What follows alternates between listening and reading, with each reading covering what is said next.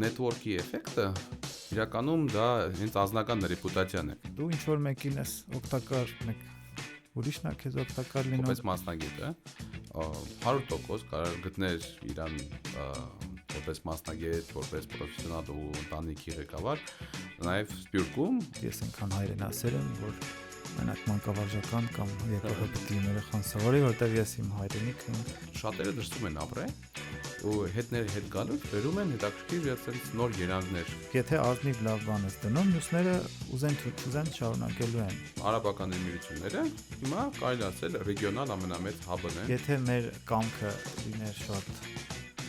հաստատուն ու մենք հստակ իմանայինք թե ինչ ենք ուզում, միջոցները կգտնեինք դրանք անելու։ Ուզում ենք լինի դատա կենտրոնների, ընդհանրապես արհեստական բանականության բունակությունների հաբ։ Խառը կռիվ է, ով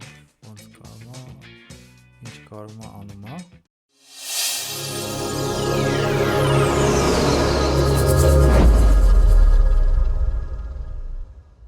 Ողջույն ընկերներ, իմ այսօրվա հյուրը Think Serious-ում Դավիթ Գրիգորյան, ղեկավար DevSoft-ի ամենաակտիվ մասնագետներին Հայաստանի IT եւ ոչ միայն IT ոլորտում, policy making-ի մեջ կարելի ասել գուրու, իմ ընկեր եւ շատ հետաքրքիր զրուցակից Դավիթ Գրիգորյան։ Ողջույն Դավիթ ջան։ Ողջույն, շատ ուրախ եմ գինուց երեկոներից դուրս սենց նստել սիրուն միկրոֆոններով խոսել իրար։ Անպայման դրա մասին մոռացա ասեի, դու շատ գինու սիրահար ես, ուժեղ ու շատ խորը հասկանում ես գինու մասին։ Տարբեր կոպիտ զարգացած ես, ինչ ասեմ, իրոք մեծ աճիկ է, որ կոպետ զրուցակից ունեմ։ Նորմալ հաճույք, նայում ենք ձեզ, սովորում ենք, որ ավելի լավ մասնագետ լինենք, ավելի լավ օգտագործող լինենք այդ լավ պրոդուկտների, որոնք որ նաև դուք արտադրում եք։ Դե, գիտես, Ոսկենի անունով։ Շնորհակալություն։ Մենք product placement-ը անպայման նախատեսել ենք այսօրվա երեկոն։ Սարքը բաց չթողամ։ Կգա դրա մասին, բայց իրականում գինու արտադրողի համար ամենամեծ հաճույքը ու երազանքը այն է, որ գինի խմողը արժեքավորի։ Հա, ոնց։ Այսինքն մենք բոլորս մի ոնց որ թատերակա կարելի ասես բեմի շուրջ ենք, որտեղ որ մեկը ձևավորում է այդ զգացմունքները, մյուսն էլ հենց որ արժեքավորում է ու մեկը առանց մյուսի հնարավոր չէ։ Ավելի քիչ է դեղ ալկոգոլի դերը, քան իրոք այդ storytelling-ի, համերի եւ այլն։ Հենց որ շատ ուրախ եմ։ Դավիթ ջան, նախ եւ առաջինը ես ուզում եի ասեի, երևի թե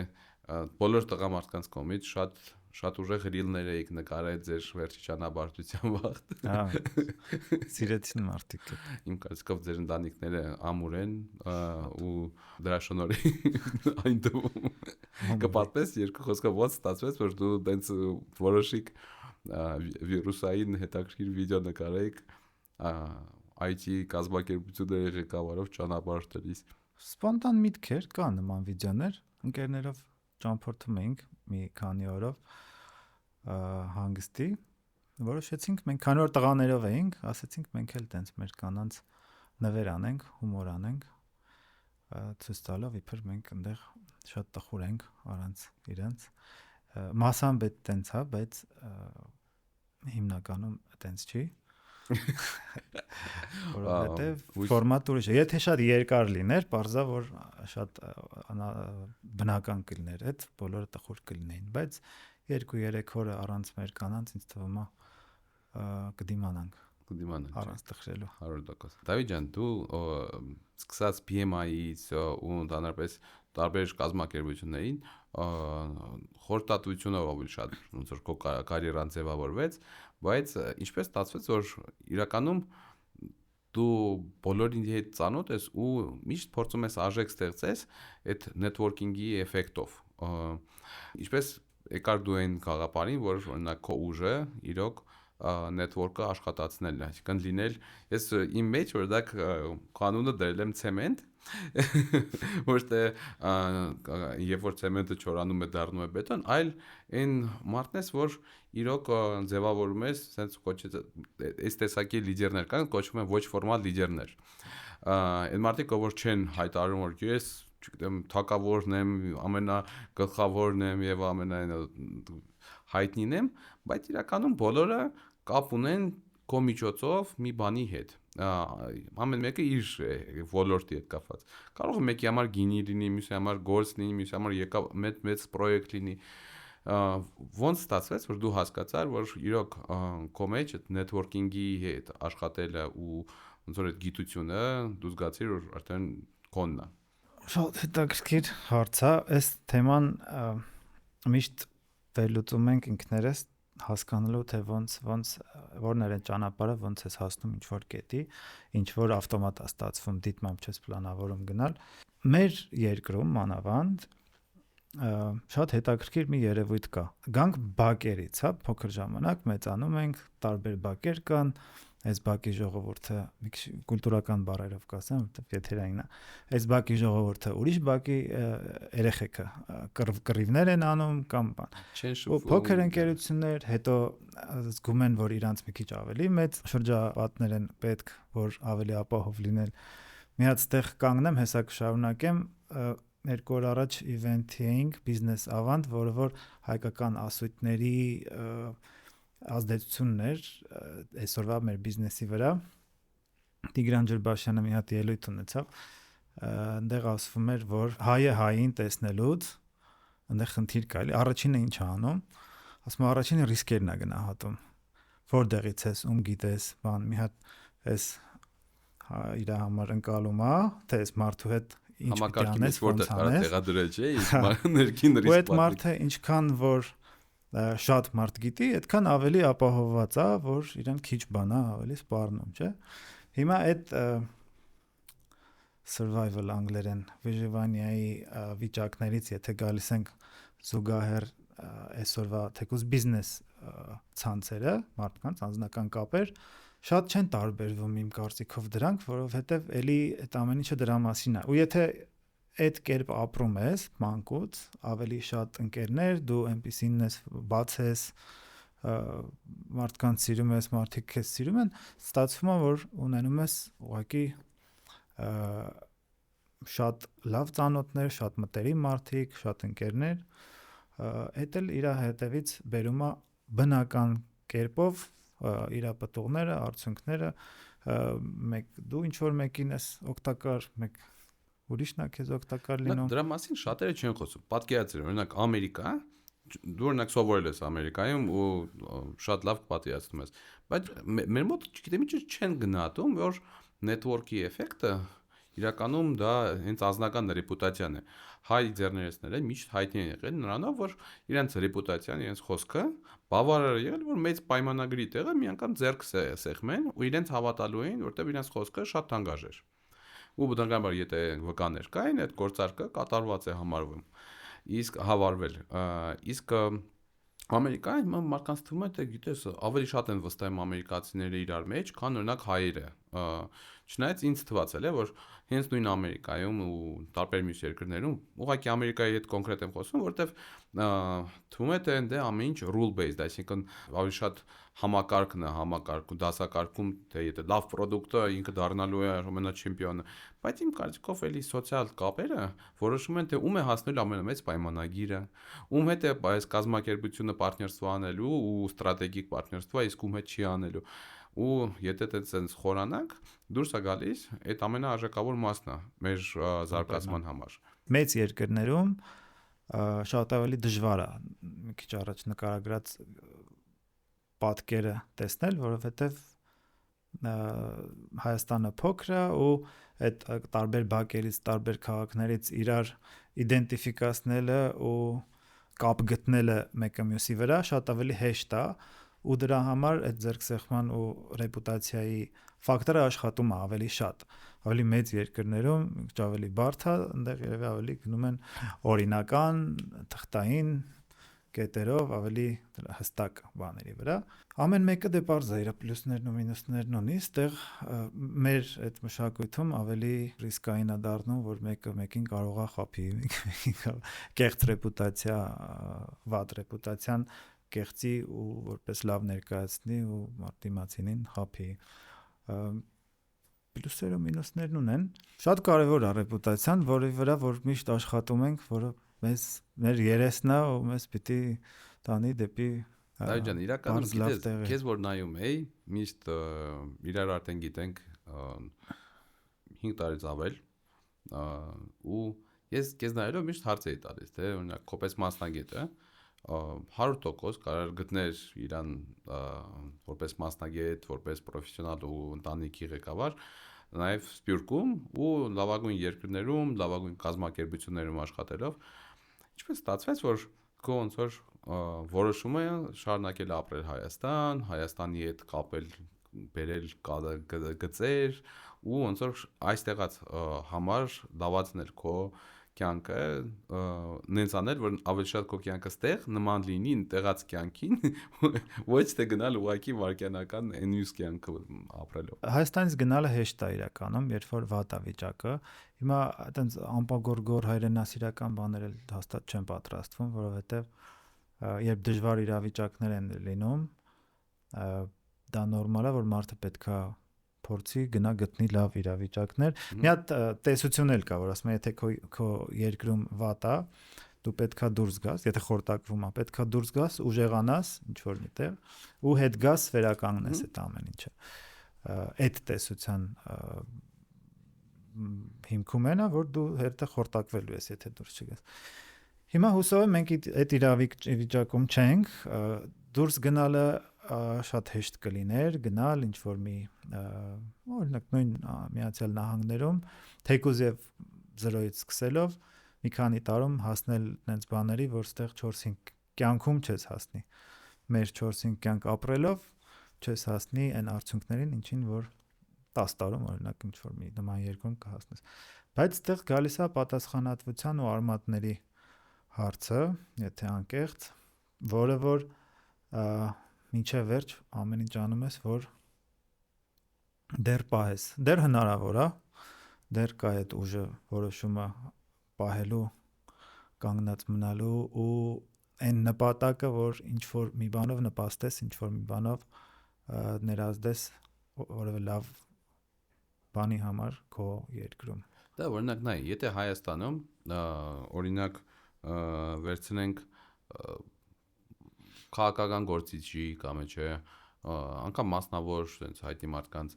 երեխաները կամ եթե գնում են սովորելու կամ ապրելու դրսում, որ տեղի ժողովրդի համար դա դիտարկում է որպես այնց soft betrayal, էլի, այնց թեթևակի դավաճանություն, բայց օրինակ Գերմանիայում երեխաները դպրոցը ավարտելուց հետո կամ պետքա գնա ծառայի, կամ չէ իրավունք ունի 2 տարով գնա երկրից դուրս ու պետքա ոնց որ նոր կյանք ձևավորի կամ դրսում պետքա սովորի կամ աշխատի ու տենց 2 տարի մարդը ընտրություն ունի կամ ծառայել կամ դրսում ապրել։ Ու եթե նայես անգամ իրենց պետական գործիչները շատերը գնացել են ու ոնց որ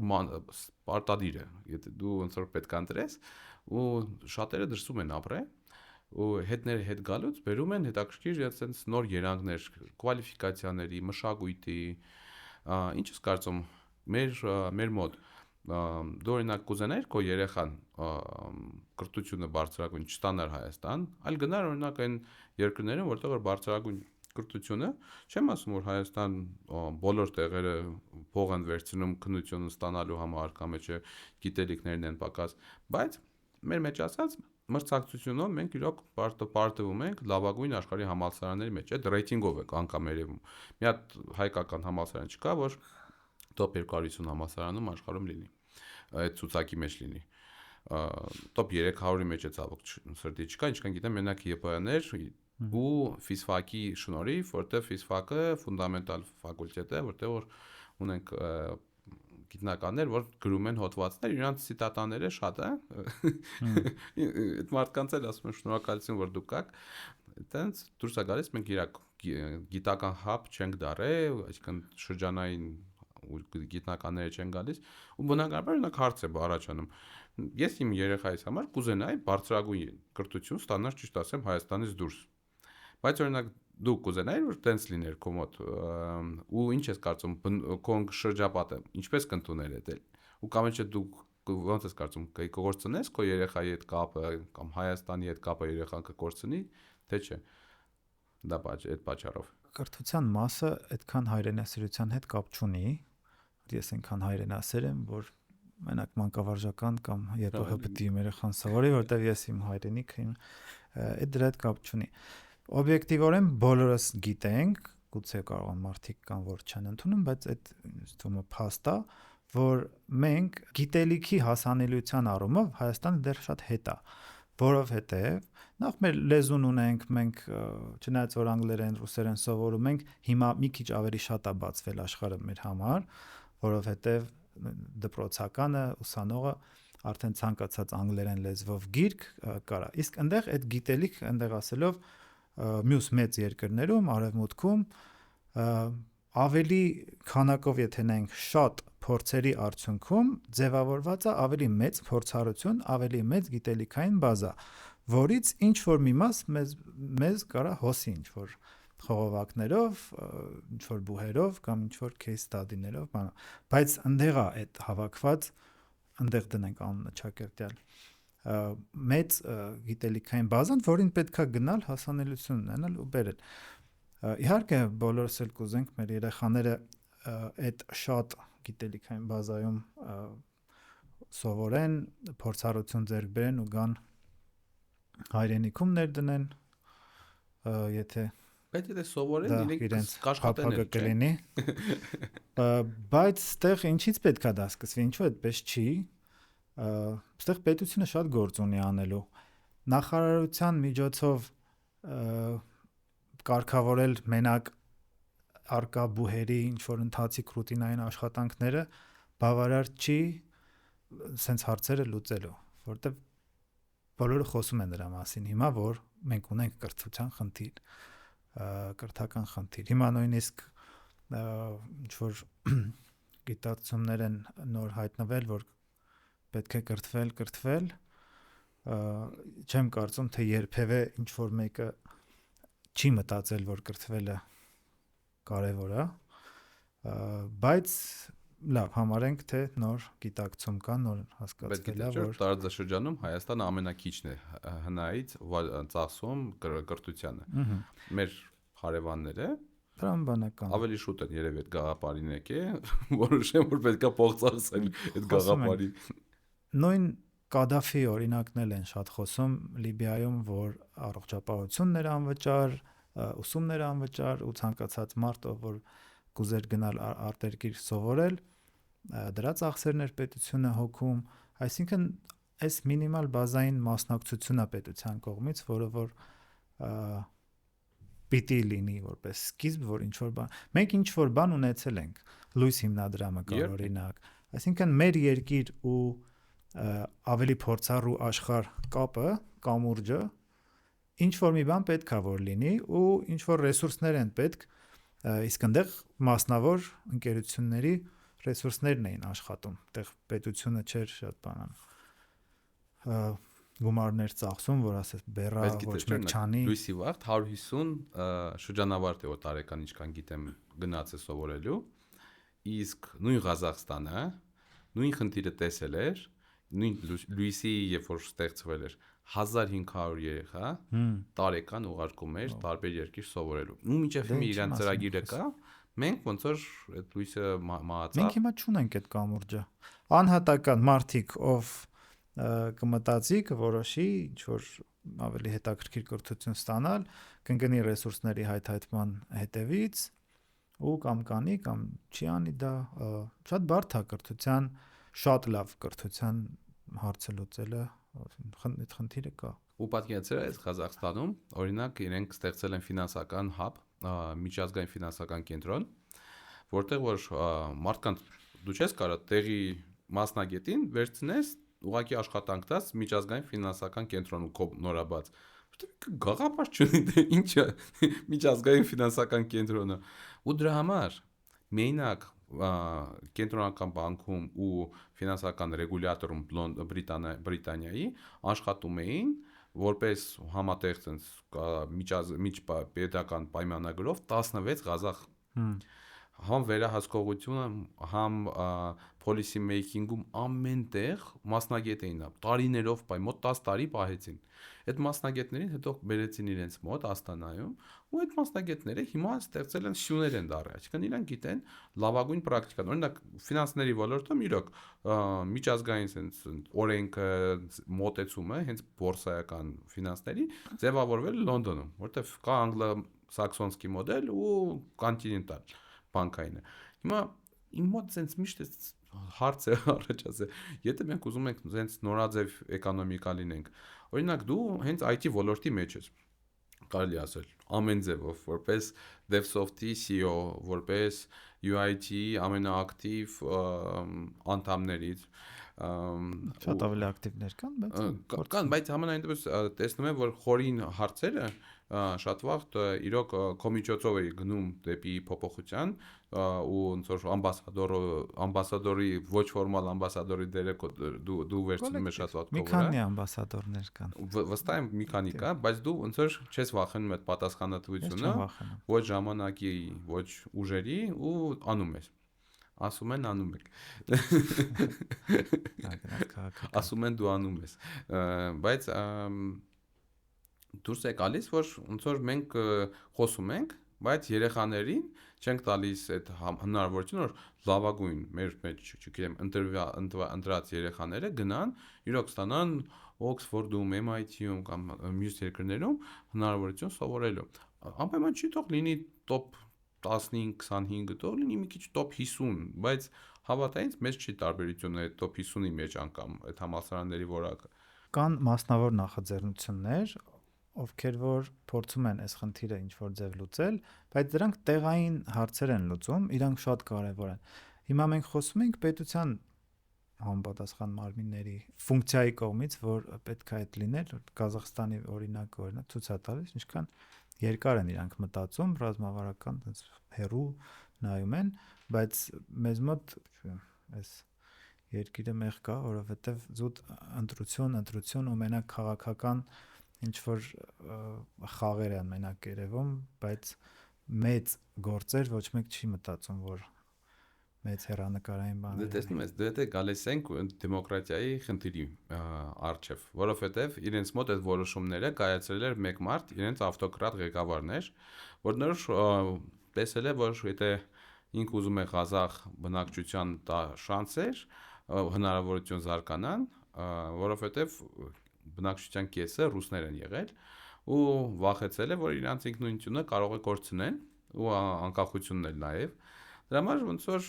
մարդկային կապիտալի ձևավորման համար հնարավորություն տվի, որ իրանց Ղազախ ժողովուրդը գնան կրթվեն։ Բայց այդ մի մարդու որոշում է, ով որ նախ փողի կոնտրոլը իր ձեռքն է եղել, ընտրություններից ընդհանրապես չի վախեցել։ Հիմա ինչ ես կարծում, այդ մոդելը դեմոկրատական զարգացմանը մեզ հիմա ավելի շատ խանգարում է, թե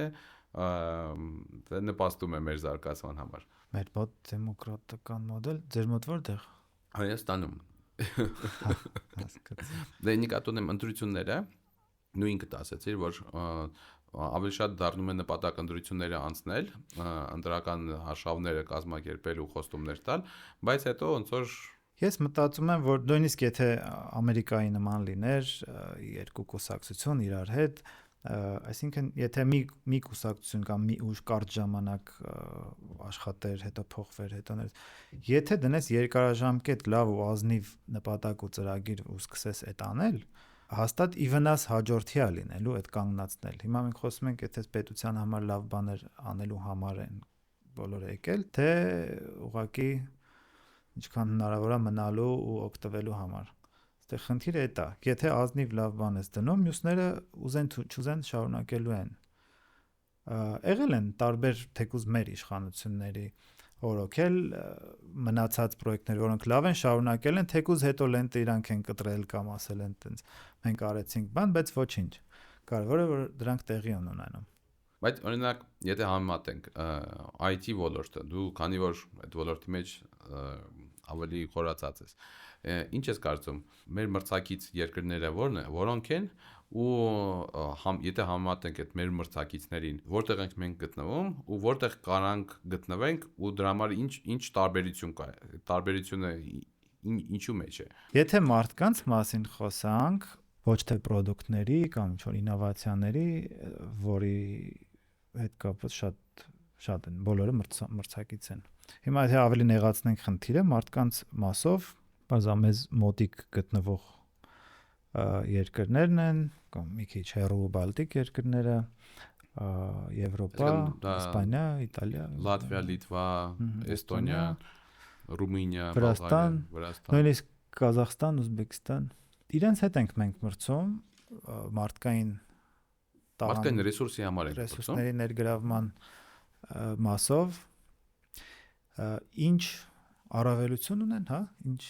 են իրականում։ Ինչու մեջ ես դեսնում, օրինակ, եթե համատենք այդ երկրները, ու օրինակ, եթե վերցնենք սերվիսի պահով, սերվիս մատակարարող երկրներին այդ երկրները ընդունենք, պրոդուկտի երկիր չենք,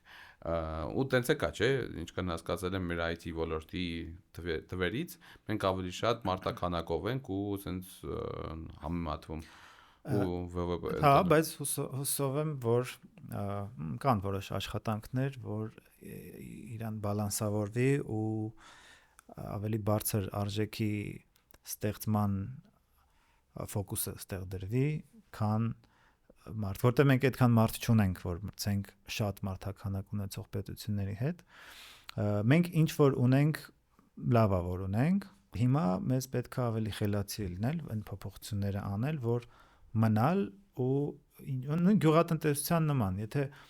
մեր հարևան երկիրը մեզնից 10 անգամ մեծ է ու մենք վարունգ ենք արտադրում, ինքն էլ նույն ծիրանը լավ, փաստա։ Մենք մեր հարևան արդեն բարեկամ ոնց որ պետության համեմատ մեր ծիրանը, ասում ենք բանա, նույնիսկ հայկական է եւ այլն, Պրունոս Արմենիա։ Բայց ամբողջ աշխարհին ծիրանը մատակարարում այդ պետությունը, չէ՞։ Մեծ է, թե փոքր է։ Մեծ է։ Հիմա, օքեյ, էլի ծիրան, բայց մենք էլ ինչեր կարանք արտադրենք բարձր արժեքով, այս մեր փոքր մակերեսի վրա, համեմատած մյուս երկրների փոքր, որ ավելի բարձր արժեք ստանանք։ Այդ է հույսը ու այդ ուղղությամբ են աշխատանքները գնում, որ ստեղ ունենանք։ Եթե վերցնենք մեր այս ռևոլյուցիան, արհեստական բանականության, դուրս է գալիս, եթե Հայաստանը ունենա զանգված IT մասնագետների, ով որ ML-ի մեջ, այսինքն այդ ոլորտի մեջ խորացած կարան լինեն ավելի շատ, այդ դեպքում կարող է մենք ունենանք փոքր երկիր լինելով, բայց օրինակ այդ ամենահետաքրքիր ուղղությունը մենք կարանք ոնց որ այդ կլներ իդեալական աշխարհի մեր պատկերը, որտեղ որ կան տարբեր երկրներ, ամեն մեկը տարբեր բաներ են անում, բայց մենք գեներացնում ենք բարձր արժեքով մտավոր այն ուժն ենք տրամադրում, թեկուզ փոքր քանակով, ու մենք ունենք այդ բոլոր այդ պոտենցիալը։ Իսկ կան երկրներ, որ արդեն արել են նմանատիպ բաներ։ Ու դու նայել ես օրինակ հետաքրքիր ուրիշների փորձը։ Ես կարամ ենթադրեմ, որ բոլոր տեխնոլոգիական ոլորտում ակտիվ կամ ինչ որ մեծ բաների հավակնող պետությունները պիտի որ մտածած ու սկսած լինեն ինչ որ բաներ այդ ուղղությամբ, բայց տեղ խնդիրը այն է, որ ինչա նույն բանը փորձես անել հարթ ասֆալտի վրա ու նույն բանը զուգահեռ անես արդեն հիմք ունեցող ինչ որ բանի վրա։ Ի տարբերություն այն նորվա նշած մեր երկրների, ում հետ որ մենք տաղանդների մասով մրցում ենք, իրանք բոլորը նոր են սկսում։ Մենք ունենք առավելություն այդ մասով, մենք պատմականորեն ունենք այդ տեխնոլոգիական կրթությունը, որը որ իրենք չեն ունեցել, առնվազն նենց ոնց որ մենք ենք ունեցել ու միջև հիմա կա պահպանված է։ Նկատունես մեր հարակից երկրների հետ, Վրաստանի կամ մյուս երկրների։ Հա, ոչ մի բան չի եղել։ Ընդհանրապես ոչ մի բան չի եղել։ Սկսել է 3.5 տարի առաջ այդ ամեն ինչը։ Իսկ մեր մոտ վաղուց աստիճանաբար, քայլ-քայլ այդ ամեն ինչը ստացվել է։ Ու այդ է մեր առավելությունը, բայց մեր թերությունը ու մյուսների առավելությունը մեր հանդեպ որոշումների կայացման արագությունն է։ Ցանկություն, լսելու ունակություն, որ ոլորտին կարողանաս լսել, որ ինչա իրականում պետք ու արագ որոշումների կայացում։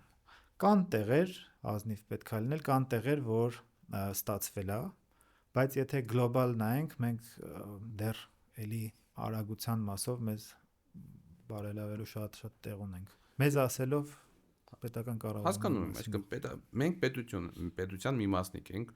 ու մի հատ օրինակ հարց։ Եթե ավելի sense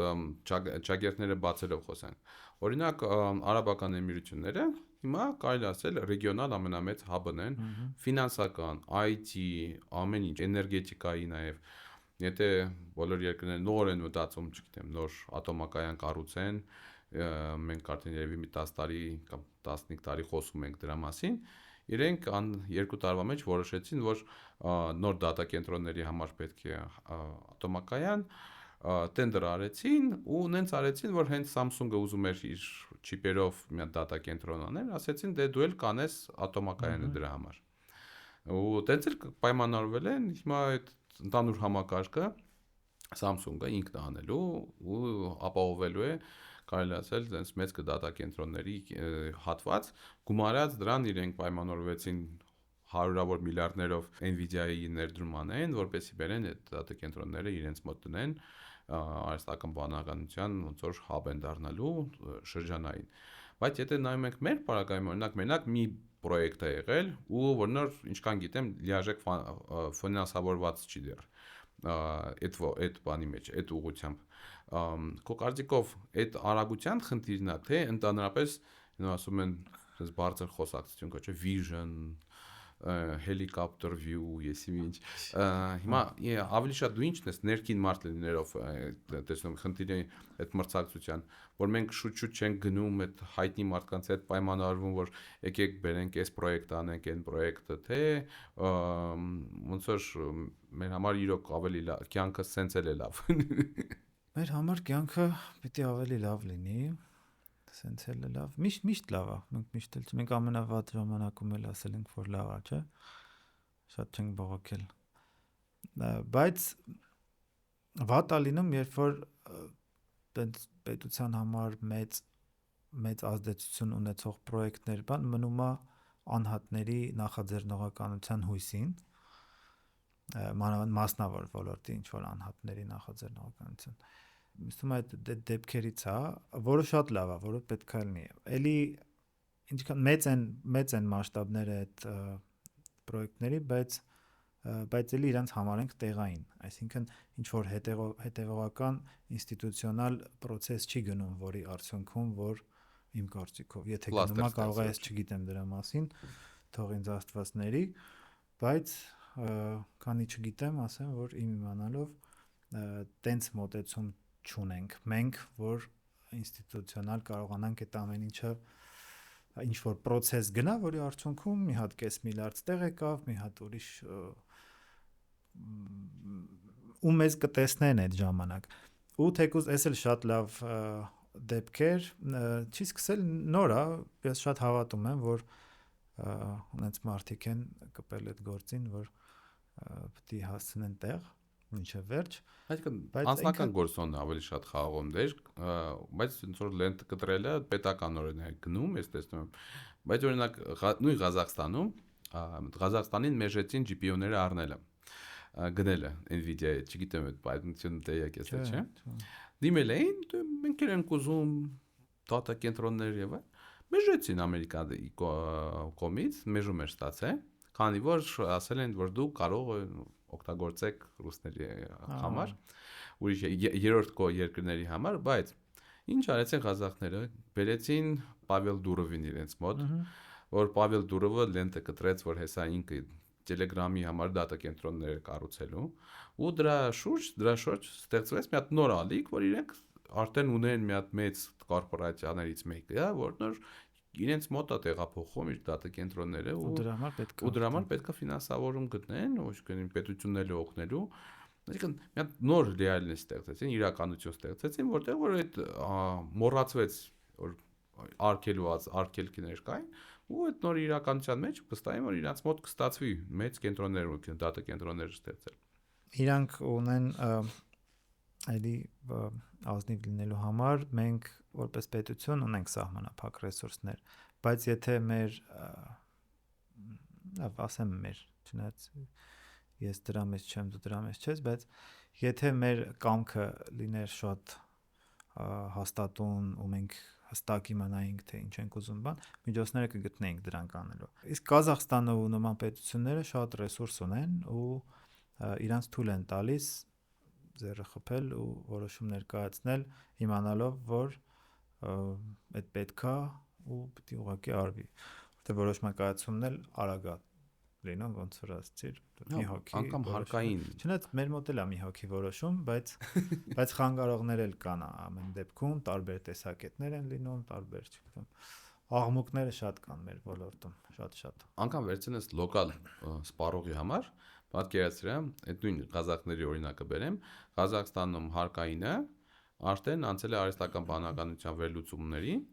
այստեղ էլ ասել ինչ որ բաներ ուզում օգտագործեն։ Ուզում են, բայց իրենց մոտ արդեն անալիզ են անում բոլոր քարտերի ծախսերը,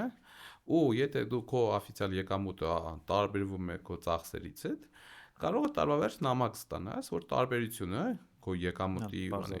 ոչ թե պարզաբանի կամ մեկից հարկը մուծի բրծի կամ պարզաբանի գոնե կարող է ինչ-որ սխալի հավանականություն բան։ Համենայնիվս հարցեր է առաջանում, որ բնական է, ու իրականում է շատ լավ է, որովհետև գիտես, չէ, ընդհանուր հարկային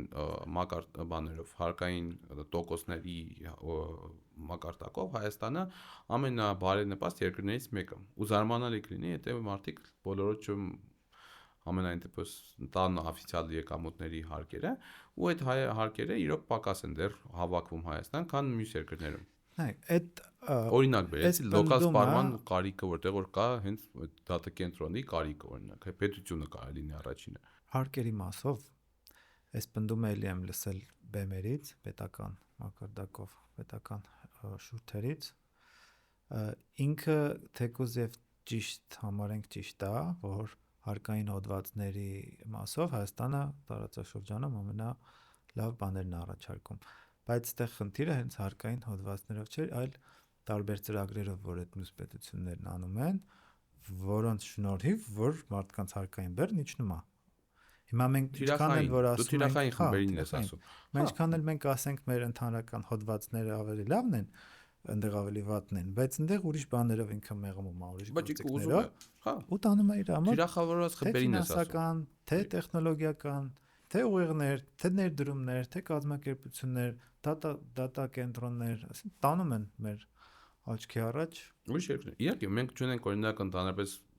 մոտեցում, թե ինչ ենք ուզում, ինչպես դու ասես, եթե մենք ունենայինք հայեցակարգ, որ ուզում ենք լինի ֆինանսական հաբ Հայաստան, ուզում ենք լինի դատա կենտրոնների, ընդհանրապես արհեստական բանականության հունակությունների հաբ, դրա համար պետք է ունենաս դատա կենտրոններ, ինժեներներ, տարբեր software developer-ներ ու նաև հենց real ինժեներներ, որ կարողանա աշխատի կաբելների հետ, ու շատ բարձրակություն ունեցող ինտերնետի կենտակառուցվածքի։ Չունենք։ Խառը կռիվ է, ով ոնց կարում է, ինչ կարում է անում է, բայց սպասում ենք ոլորտի ռազմավարությանը, որ գոնե ինչ որ ուղղությունները ցույց կտա, թե ուր ենք ուզում գնալ։ Իսկ ռազմավարությունը դեռ պատրաստ չի ոլորտի։ Ընթացքի մեջ է, սպասում ենք։ Հարկային արտոնություններով ես գիտեմ, որ մենք դեռ հավասար չենք անգամ Վրաստանի մակարդակին, չէ՞, այսինքն արտոնությունները Վրաստանում ավելի բարձր են, դրա պատճառով շատ կազմակերպություններով որ ունի համ Վրաստան, համ Հայաստան օֆիսներ, շատ վաղ աշխատակիցների մի մասը տեղափոխվում են Թիֆլիս, որ ավելի քիչ հարկ վճարեն, ու հատկապես գիտենալով որ մոտ է երկրի քաղաքները։ Իսկ եթե վերցնենք ռազմավարությունը ինչ համար պետք որ ընդհանուր ուղղությունը հասկանանք, չէ՞, ու ինքը դեռ պատրաստ չի։ Գոնե լավ է, որ սկսված է ու շուտով պատրաստ կլինի, գոնե, բայց այսքան տարի մենք չենք ունեցել այդ խնդիրը։ Բայց այդ օրինակ շատ են խոսում IT ոլորտի մասին, որպես կներես սկեպտիկ էլի կողքից նկատել եմ, որ ընդհանուր ոլորտի եկամուտը ու ստեղծված sense ասած եկամուտով ուղղակի զուտ չափենք, որտեվ կապիտալիզացիա դեռ չկա, Հայաստանը ոչ մի կազմակերպություն չի եղել, որ կապիտալիզացիա ստեղծեր, որ դուրս գար միջազգային շուկա։ Նորմալ ընդհանուր եկամուտով գնահատենք, ֆինանսական ոլորտը 22 թվականից հետո ավելի մեծ է, բնականաբար ռուսական հոսքի շնորհիվ, դարել 1 միլիարդ դոլար արժեք ունի, բնակ բանկային ոլորտի եկամուտը, եթե գումարենք ներդրումային ոլորտին, կստացվի մոտ 1 միլիարդ 150-200 միլիոն դոլար, 1 միլիարդ 200 միլիոն դոլարանոց շուկա ունենք, մենակ ֆինանսական ոլորտի, որն որ իմ կարծիքով կարող լինի 3 անգամ ավել, եթե նույնպես ունենանք ստրատեգիա ու գնանք այն նույն քայլերով, ինչ որ արել են մեր մրցակից մեծ հաբերը, նույն Դուբայը կամ Աստանան կամ մյուսները։ Եթե ձևի շարունակենք, բնականաբար 3 անգամ ավել կաճենք մինիմում։ Իսկ քո կարծիքով IT ոլորտում ինչու է ստացվել, որ ոնց որ sense պլատոյի տարբերակ է, ոնց որ այդ չի աճը չի գնում, հակառակը կորցնում ենք։ Ընդհանրապես դուք ինչու հետ եք մրցակցում, էլի այդ ձեր ոլորտը։ Իրար հետ փոխկապակցված են, չէ՞, ֆինանսական ոլորտն ու տեխնոլոգիական ոլորտը, որտեղ Հայաստանում դեռ խնդիրը ֆինանսների հասանելիության լուծված չի, մեղմ ասած։ Այդ խնդիրը կա։ Էլի հետ են գալիս կոնկրետ անհատների նախաձեռնողականության վրա ու անհատական նախաձեռնությունների, նույն բառերն եմ ասում, վրա, որի շնորհիվ ունենք ինչ-որ բան, ունենք վենչուրային ֆոնդեր մի քանի հատ, ունենք մարդիկ, ովքեր որ ոլորտի գուրուներն են, ուզեի բարևել Ֆորմուլա V-ի Գրիգորին ու Կարենին, ջերմ, տենց մարդկանց շնորհիվ է, որ գոնե ինչ-որ բան կա զրոյից, ասին փոխանակները, որ ոչ մի բան չլիներ, բայց էլի ստեղ պետքա լինել պետական ուղղությունների մեջ կենտրոնացված դրա վրա, որ ֆինանսական ոլորտ եւ այսինքն ներդրումային ոչ մի գործիքներ, տեխնոլոգիականն էլ մոռանանք, ներդրումների մասում ֆոնդային բորսա ոչ մի չկա, այսինքն նենց ոնց որ իդեալական աշխարհում կարար աշխատեր։ Ու էլի ձեր նման նախաձեռնություններով մարդիկ գոնե քիչ թվով մարդիկ որ դուք հասցնում եք ներգրավել, որ տեսնեն, կարան արդեն իրանց ֆինանսները ինչ որտեղ կառավարեն։ Ինստիտուցիոնալ չի, այսինքն պետական մակարդակով արդեն մոտեցակ ձեր պիտի բռնած գնանք առաջ։ Դե օրինակ ասում ես պետական, բայց դու անգամ ինքդ ինչքան բան ես արել։ Օրինակ DevSoft-ը վստահ չեմ, որ կմնար Հայաստան, եթե օրինակ դու վիզ չդնեիր, որ այդ կոմֆորտը ստեղծեիր սեփականատերի ու ընդհանրապես բիզնեսի համար, որ իրենք հարմարվեին Հայաստանում։ Հիշում եմ սկսած օֆիսի հետ մտրելու, հետո այդ աշխատակիցների բոլոր հոգսերը հոգալով։ Օրինակ ընդունենք, որ լիներ երրորդ անձը ու fail աներ այդ մեծ դժվար տրանսֆերը, այդ հարյուրավոր եւ հազարավոր մարդուն աշխատող ունեցող բիզնեսի տրանսֆերը Հայաստան, կարող են իրենք հեչի պես որոշեին չգային Հայաստան դրապես, գնային ուրիշ երրորդ երկիրը, որտեղ տենց բիզնեսների համար ոնց որ խնդրում են, որ այդ երկրներում ինժեներները, software developer-ները տեղափոխվեն ուրիշ երկրներ, էլի երկրներ։ Ու վստահ եմ, որ քո դերը մեծ դեր էր խաղացել, որ այդ կազմակերպությունը հիմա Հայաստանում կա, հարյուրավոր աշխատողներ ունեք, օֆիսը ընդլայնվում է, բայց պետության կողմից էլ նաև դուք լոբիզմ արեցիք մյուս կազմակերպությունների հետ, ստացվեց շատ քիչ նորմալ ծրագիր, որ թույլ տվեց որ շարունակի գործունեությունը։ Բայց եթե վերցնենք համեմատաբար էլի, հիմա այդ ոլորտի մեջ դու ինչ բաներ քայլեր կտեսներ, որ կարող աներ պետությունը, որ օրինակ 3 քայլով, եթե մենք անենք A, B, C-ն, կարող է իրոք մեծ բան ունենանք, տարբերություն ունենանք մյուս երկրներից ու ասենք, օրինակ Վրաստանից մենք արդեն ուժեղ ենք տարբերվում, ժողովուրդ ջան, հիմա մեր մոտ ավելի լավ կազմակերպություններ են գալիս, ոչ թե DevSoft-ը, այլ Microsoft-ն է գալի։ Այդ 3 քայլերը ռազմավարությունը։ Երբ որ ունենանք ռազմավարությունը, արդեն իմանալով թե ուր ենք գնում, այդ ժամանակ կարանք պլանավորենք ինչ ենք անելու։ Ես մեծ հույս ունեմ, եթե այդ չլինի, ինձ թվում է կհամարեմ ոլորտի գոյությունը արդեն ժամանակի հարց ու անհույս, մեծ հույս ունեմ այն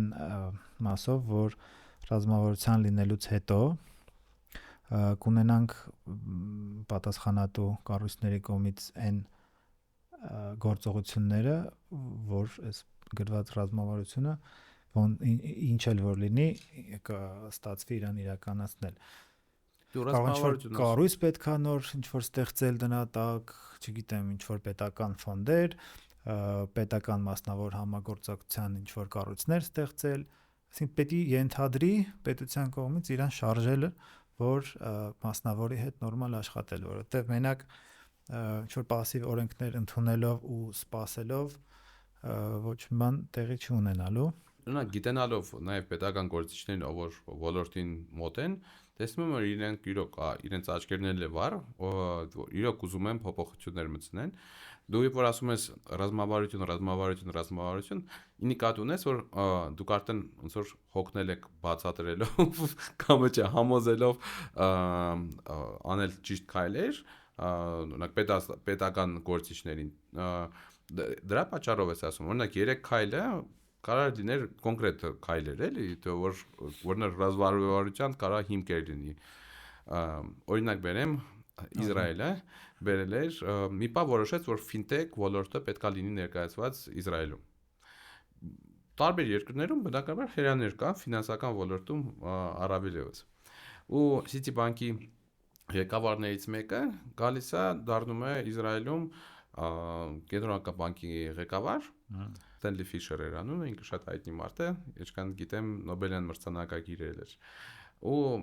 Ստենլի Ֆիշերը ասում է, որ նուսեք traditional banking-ը լավ է, բայց մեզ պետք է որ մենք fintech ոլորտ լինենք, այսինքն բոլոր նորարարությունները ֆինանսները մեր մոտ լինի։ Բայց մենք ուղղակի գնանք, ասենք, ստարտափներ ստեղծեք product, մենք օգնենք ձեզ առաջ գնանք, օգուտ չունի, որովհետև ֆինանսները իրականում շատ օլիգոպոլիստիկ շուկա է։ Նրանք կառուցված են մեծագույն ֆինանսական կոնգլոմերատների մեջ, այսինքն JP Morgan, Goldman Sachs, Barclays Bank, Ռուսաստանում Sberbank, վրա Թուրքիայում երևի իրանց բանկերն ունեն, Հնդկաստանում իրանց բանկեր, չինական բանկեր, այսինքն դա օլիգոպոլիստիկ շուկա է, ինչպես Հայաստանը մենակ 18 բանկ, որ մոտարապես բոլորը նման են իրար, մենակ առաջի մեծ երկուսը նման չեն, բայց օլիգոպոլիստիկ շուկա։ Բնականաբար ինչ արեց, Ստենլի Ֆիշերը գնաց բոլոր CEO-ների հետ հանդիպեց, ասեց ձեր աշխատողներին գրանտ ենք տալիս $25 միլիոն, դա եղել է 20 տարի առաջ, որ բացեք hub ձեր մոտ, բերեք ձեր developer-ներին մեր մոտ, կամ չէ մեր մոտ վարձակալեք, մինչև $25 միլիոն հարկային բանը, ծախսը մեր վրա ենք վերցնում։ 3 տարի ենք տալիս։ Ու բնականաբար գիտեր, որ չէին հասցնի այդքան բան վերցնել, աշխատակից վերցնել, ու ծախսել են իրական ուղիղ կեսը։ $12 միլիոն են ծախսել, բայց հիմա ունեն Citibank-ը ունեն Barclays-ը, ինչքան գիտեմ JP Morgan-ն էլ նույնպես։ Developer-ները պահում են հսկայական բաներ են, բարձրահարկ շենքեր են։ Ու մի անգամ իրենք հոգնեցին սեփական developer-ները պահելու, էկոսիստեմաներ սկսին ստեղծել։ Այսինքն խրախոսեցին, մենակ City-ի շուրջ ստեղծված է 70-ած ստարտափ, որոնց որ ներդնում են, ասում են, այս product-ն է պետք, այն product-ը, այսինքն փողով քվեարկում են, թե ինչ product-ներ է իրենց պետք։ Հիմա պատկերացրու կարծիքով, այդ 3 ինչ Ստենլի Ֆիշերը ուներ իր հայեցակարգը ու ուներ պատկերացում, թե ինչ է պետք անել, որ բերել, ասենք, դարձնել hub fintech-ի ոլորտի հետ։ Դու ինչ ես կարծում, ինչ պետք է անել, եթե դու զենայր, դու հնարավորություն ունենայիր այդ վերլուծությունը անել։ Այդ խնդիրը վաղուց հայտնի խնդիր է այստեղ, որ տեղական ստարտափների կամ տեղական ընկերությունների պրոդուկտները ուրիշ տեղական կազմակերպություններ չեն օգտագործում։ Ինչի չեն օգտագործում։ Վստահությունն է ցածր գերմանական ինչ որ ծրագիրը ավելի լավն է, քան տեղականը, թե չգիտեմ, գիննա ցածր ուրեմն այդքան լավը չի, թե կարող է ինչ որ մեկը բանա սարքել, գինը շատ բարձր է ուրիշ երկրում։ Այստեղ խնդիրը հենց այդ երկխոսության բանի ապահովումն է, դաշտի։ ԱՏԶՄ-ով ռազմավարության վրա աշխատելուց երբ 1.5 տարի առաջ էր, հենց այդ էլ դրվեց կառույցի ֆունկցիաների մեջ, ներառյալ նրան, որ պետք է նաև աշխատել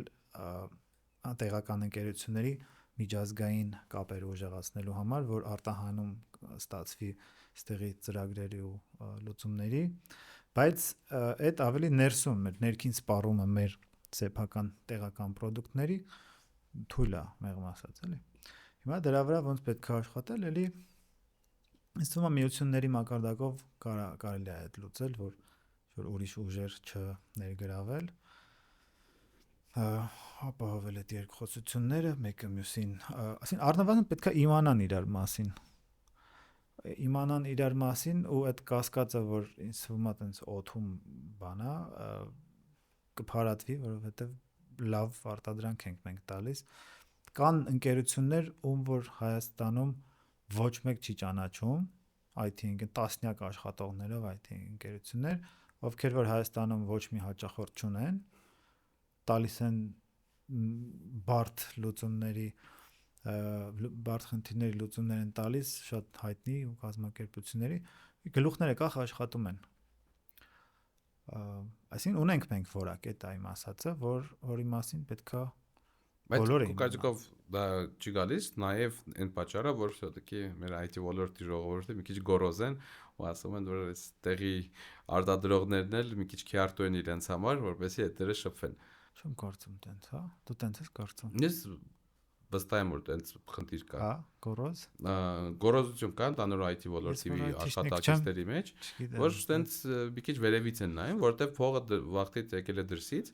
իրանք էլ կարծել են, որ ավելի վերին խավեն, իսկ այստեղի ժողովուրդն էլ, որ չգիտեմ, ունի գործարան, մեկը ունի ցեխ ունի, մեկը էսի ինչ ունի, երբեք չեն մտածել, որ կարան այդ գործարանի ցեխի կամ արտադրության խնդիրները լուծելով իրենք ուրախ լինեն, դրա համար մտածել են, որ դրսի շուկայի վրա աշխատելով ավելի հետաքրքիր է։ Համաձայն եմ, հա, ու վատ կլինի, որ ոտը քարին առնելուց հետո պարզ լինի, որ կարելի է նաև ստեղի վրա ուշադրություն դարձնել, բայց այդտեղ կարող է ուրիշ խնդիրեր լինի, մենակ իրանց գոռոզության չէ, նաև վստահության ու այն միտքը համոզմունքը, որ դրսի պրոդուկտը ավելի լավն է։ Այս երկու զուգահեռ երկուսն էլ իրական են, երկուսն էլ ճիշտ են։ Մեկը դրսի, որովհետև դուրսը ծախելուց եկամուտը ավելի բարձր կլինի, մյուսն էլ դրսի ավելի թանկ ապրանք ավելի լավն է, քան գիտես, դրսի մասը ես լրիվ վստահ եմ, օտարամոլությունը շատ խորն է, օրինակ ֆինանսական ոլորտում մենք app ենք ստեղծել, որ առևտրային app-ը կարելի է առնել, վաճառել բաժնետոմսեր եւ այլ, այսինքն լրիվ բլոկներով Sirius-ի մեջ ու խոսում էինք տարբեր բանկերի հետ, ու զգում էի, որ դրսի մատակարարներից վերցնում են անհամեմատ շատ թանկ գնով ու երբեք չեն կարող այդ app-ի փողը հետ բերեն, որովհետեւ այդ app-երը ստեղծված են որ ուրիշ մեծ շուկաների համար։ Ու հարց էի տալիս, իսկ ինչու՞ չեք ուզում մերը վերցնեք, ոնց որ զգում էի sense մեծ կասկած, թե ոնց կարելի է։ Ոնց կարելի է մեր արտադրողից, այսինքն մեր հայկական կազմակերպությունից մի բան վերցնել, հենց կապված բաների, ֆինանսական ոլորտի։ Ինչ անենք, որ փոխենք այդ վստահության մասը, բա։ Դե փոքր քայլերը միշտ ճիշտ են, այսինքն ցույց տալով, որ աշխատում է, կարելի է ձևավորել վստահություն։ Օրինակ, առաջարկա որ պարտատոմս թողարկեցինք, զգացինք, որ մարդիկ մտածում ենք, մենք կատակ էինք անում, որ պարտատոմսերի շուկան ենք մտնելու, ու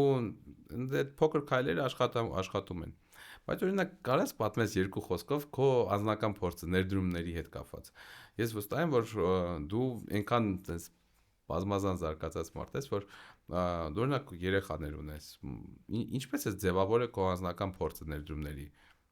Ես անկեղծ ասած մեծ փորձ չունեմ, ամենամեծ ներդրումները այս պետության համար իմ երեխաներն են, մեկ էլ ժամանակը, որը որ դնում ենք, իսկ ֆինանսական շուկաներում միասին լիքը փորձել չէ, անցնում ենք այդ process-ով, հասկանալով, սովորելու, շատ չեմ խորացել անկեղծ ասած, դասական ֆորմատների ներդրումների մեջ եմ եղել դեռ, դե չեմ հաշվում ինչ-որ մի քիչ Bitcoin, Ethereum առնել բան տենց, չնայած որ շատ մեծ խելքել չի այդ անելու համար, այդ հեշտ է էլի, շատ պրիմիտիվ բաներ են։ Այդ ներդրումների բանը դուք պետք է սովորացնեք ֆինանսական գրագիտությունը հիմա լավ է որ միշտ խոսվում է ամենտեղ մեծ բաց կա այդտեղ ես էլ ունեմ մեծ բաց թվում է բոլորը ունեն դու էլ հաստատ ամեն օր ինչ որ բաներ նայում սովորում ես որ թեկուզ փոքր է բայց ինչ որ բաց կա որ պետք է լրացնել հիմա այդ բացը ավելի շատ մեծ է ներդրումների մասով դե այդ նշանակում է որ մենք ունենք շատ աշխատանք անելու մենք շատ փող աշխատելու որ կարողանանք ներդրումներ անել նենց ներդրումներ որ կաշխատի ու լավ արդյունքներ լավ գործեր բարի նպատակների համար լավ գործեր կանի այո բայց երբ որ ասում եմ ներդրումների փորձը այսինքն դու օրինակ սեփական փողերը որ դրսևորում ես չունեն սեփական միջև կնոջը տալը մտածում ես փողանցել որ միջև տխրելու մտածում ես ինչպես կարելի է երկարատև բնականաբար մենք անունը դրել ենք այդ ընտանեկան բյուջե կա որ տալիս ես գիտես որ գնում ես հենց վարկենական կորում է դրա անունը մենք դրել ենք black hole ու այդ black hole-ի մեջ ոնց որ ինչ որ ծախսում ես երբեք ետ չի գալիս էլի այդ ուղակի զեն վառում էլի ու դրա համար հիմա օրինակ ես փորձում եմ իմ համար անձնական էլի ձևավորել նոր սովորույթներ մի մասը ուղակի զենց առանձնացնում եմ ու շատ վաղ մարդիկ մտածում են որ ես շատ խորանում ենք բոլոր կազմակերպությունների տվյալները շատ լավ գիտենք չէ ուղղակի օրինակ չգիտեմ մտածում եմ որ այս AI-ն ու computing power-ը կոմպյուտերները սուպերկոմպյուտերները կապ ունենան կամ ունեն հիմա ու օրինակ առնում եմ կազմակերպությունները որ կա այդ ոլորտից ուղղակի ասած գցում ես մի երկու կոպեկ կարող է ելնի կարող է ընկնի իրականում էական չի ես առևտուր չեմ անում որ վարկենական աշխատեմ մտածի կարող է դու էլ հետաքրքիր տենց փորձ ունեիր չէ ես մի քիչ տենց բան ունեի այդ մի երկու կոպեկ էս կամ դրած հետո դասական ավանդ բանով գույք ձեռք բերելու համար տենց այդ լրիվ փոշիացավ որ դառնա կանխավճար բայց դու լրիվ investment banker ես այսինքն այն գործակները որ ես իմացա M&A deal advisory կոարունիտ մեջ կա այսինքն կապել դրա մեր կոստյումով եմ հանգալի որպես investment banker չկայացած դե դու բորտե դու բորտե նենց որ Դավիթ ջան շատ շնորհակալություն այսօրվա մեր հանդիպման համար մենք ունենք փոքր նվեր քո համար չկար մեծ նվեր մեծ նվերը իրար հետ կխմենք այս մեկը մեր ընտանիքի կողմից նվեր քեզ համար այս գինով ուզում եմ շնորհակալություն հայտնել որ դու այսօր իմ հետ էիր ոդկասթին շնորհակալություն ոսկենի համար վստահ եմ որ անուշ կան այս ընտանիքում երեկոյան ծառը ո՞նց է Քո ծառը տեղին է, աճում է, կանաչել է։ Արի պատմենք, որ Ոսկենիում, այնտեղ հենց այգիների մոտ, ռեստորանի դիմաց կա սիրուն ծառուղի, որտեղ որ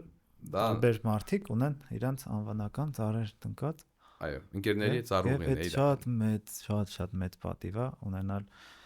տենց արժեքավոր վայրում ինչ որ մի փոքր բան դրած։ Լսին, իրականում շատ մեծ է քո ներդնածը, դա հարաբերություններն է, որ նոր իրականում շատ մեծ արժեք ունեն։ Դե շնորհակալություն ու շուտով էլի կտեսնվենք, կիմանանք ռազմավարությունը ինչպես ընդունեցին ու քեզ շնորհակալություն առանձին, որ դու գործածում ես հասկայական ուժեր, չնայած լավագույն փոփոխությունները անելու մեր ոլորտների համար, հատկապես IT ոլորտի հետ կապված գիտենալով որ դու շահույթ ունես այդ փոփոխություններից ամիջապես, բայց անում ես ոնց որ բոլորի համար։ Դե գալիս ենք պատճառին, թե ինչի ենք Հայաստանում ապրում ու ուրիշտեղ չենք ստեղծում ավելի շատ անձնական եկամուտներ։